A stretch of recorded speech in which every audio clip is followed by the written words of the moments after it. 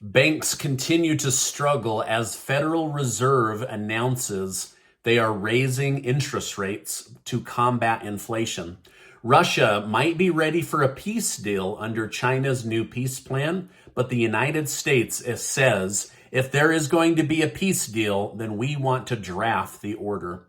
The court randomly canceled meetings today regarding the Donald Trump hush money case in New York as Republicans demand answers of the New York District Attorney. Thank you so much for liking and sharing these videos. It really helps me out, so thank you so much. I'd also like to thank today's video sponsor, Better Wealth, and I'll tell you more about them later in today's video. A new report has been released by the U.S. State Department, which bashed Mexico for lacking human rights. The president of Mexico, Andres Lopez Obrador, denied the validity of the report and criticized America for hypocrisy. He stated, "If you are talking about journalism and freedom, why is Julian Assange imprisoned? If there is talk of acts of violence, how is it that an award-winning journalist in the United States assures that the U.S. government sabotaged the gas pipeline from Russia to Europe?"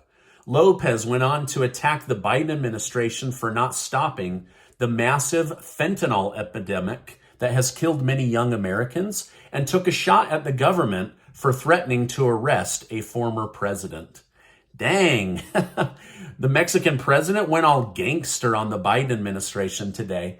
But it does beg the question, why can the president of Mexico in a totally different country see the problems of the United States? For example, the border, drugs, freedom of speech, and politics, but our own politicians here in America can't see the problem. There's something very wrong with that. Maybe they're blind to it on purpose. Russian President Vladimir Putin and President Xi Jinping of China appear to have made some form of progress towards peace in Ukraine. Putin stated, "We believe that many of the provisions of the peace plan put forward by China are consonant with Russia's approach, and can be taken as the basis for a peace settlement when they are ready for that in the West and in Kyiv." However, so far we see no such readiness on their side. Ukrainian President Zelensky expressed his openness to negotiate by inviting China's president to come to Ukraine and speak with him personally. Will we finally see peace between Russia and Ukraine? Let me know your thoughts down below. U.S. Secretary of State Antony Blinken urged Americans to be wary in regards to China's motives. He claimed that the fundamental element of any plan for ending the war in Ukraine must uphold the sovereignty and territorial integrity of Ukraine, calling for a ceasefire that does not include the removal of Russian forces from Ukrainian territory would effectively be supporting the ratification of Russia's conquest. So basically, in layman's terms, Russia has to give back all the land and they have to remove their entire military from everywhere. The Donbass, Crimea, Bakhmut, and on and on. They're basically, this is like the poison pills that they put into these congressional bills or budgets where they know that they can say something and that it will be shut down because they will say something else that will take the whole thing down. So that's what I see happening. Now, I don't know if Putin will give up the captured territories in Ukraine. He believes that they are a part of Russia, and so I just don't see that. And unless the United States wants to participate directly in the Russia-Ukraine war, I don't see us doing anything to really help Ukraine advance a peace plan where they don't give up land.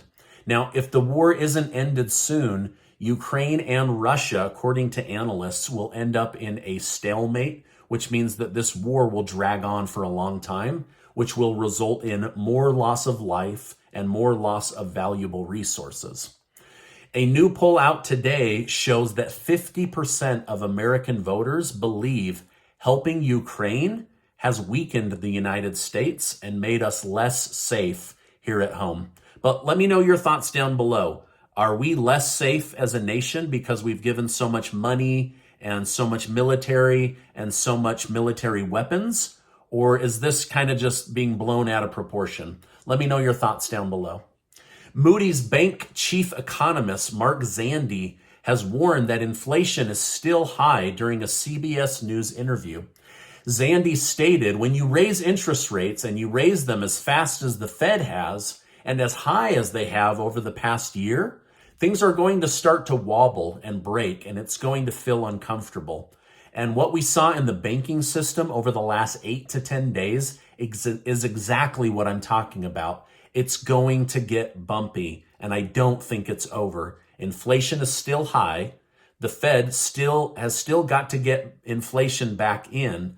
And so the next 12 to 18 months are going to be uncomfortable. So this is the chief economist from Moody's Bank saying he believes things are going to get worse and more uncomfortable before they get better and comfortable. Now, earlier today, Jerome Powell, the chairman for the Federal Reserve Bank, raised interest rates an additional 25 basis points. This caused crypto markets and the major stock indexes to fall rapidly. Most indexes dropped around 1.6% in a single day, while crypto dropped closer to 5% in a single day. Well, this brought gold and silver back to the forefront, and they had a positive day. All right, now I have a lot more to tell you, but first, 60 seconds from today's video sponsor.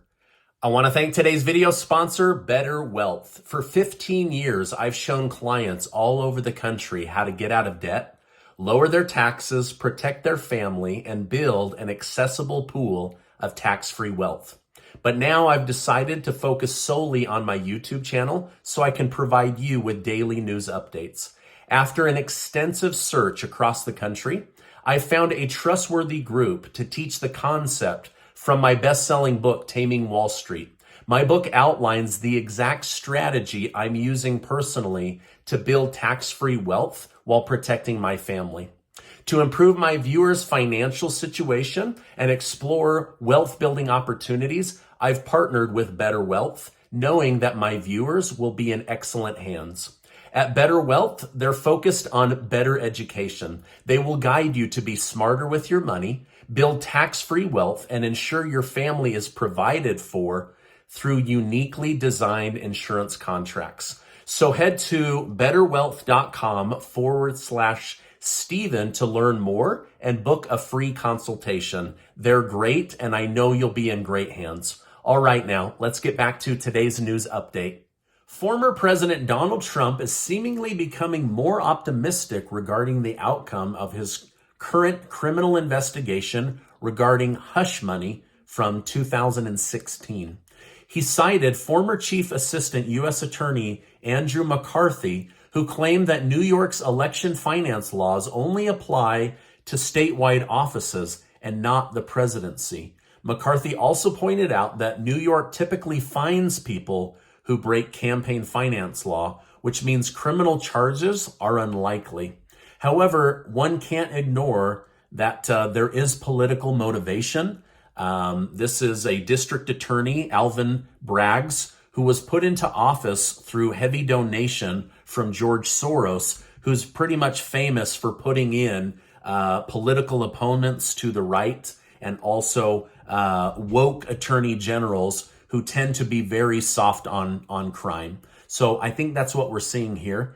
But two big things happened in this case today. Number one, they canceled all court hearings regarding Donald Trump. Second, Congress is now demanding that District Attorney Bragg come to Washington, D.C. and testify before nationally trying to embarrass a former president based on a misdemeanor or a possible fine versus a felony or a criminal charge. Now, Senators Rand Paul and Ted Cruz of the Republican Party say this case against Trump is so obviously political persecution to silence a political opponent, while Democrat House Representative Goldman says the Republican Party is obviously interfering with the justice system. So I'll let you decide what's really going on here. All right, now we do have an update on Senate Minority Leader Mitch McConnell, he suffered a concussion and a broken rib after falling in a hotel after a political dinner. Right now, McConnell's family is reporting that he will go through therapy and that he will likely not be returning to the job for several weeks or several months.